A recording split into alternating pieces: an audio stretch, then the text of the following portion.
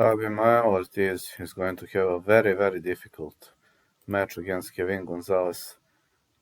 Very experienced Mexican boxer. Kevin Gonzalez is extremely slick and quick.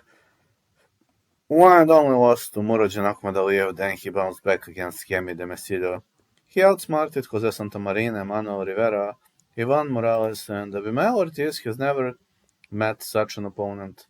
Ortiz is riding a score of 10-1-1, and fighting out of Sidra, Puerto Rico, he was better than Ryan Lee Allen, Alan Miranda Flores, lost to Eduardo Baez, fought to a draw against Yaxel Marrero, and destroyed Chris Avalos. I'm pretty confident that this match is going to be super difficult to call. Gonzalez has more experience, but the Puerto Rican guys are always going for all or nothing. They are warriors. I'm really unsure. This is 50-50 to me. I'm gonna say over 6.5. If I must pick a side, maybe Ortiz, but I'm super unsure about this fight. I don't know what to think.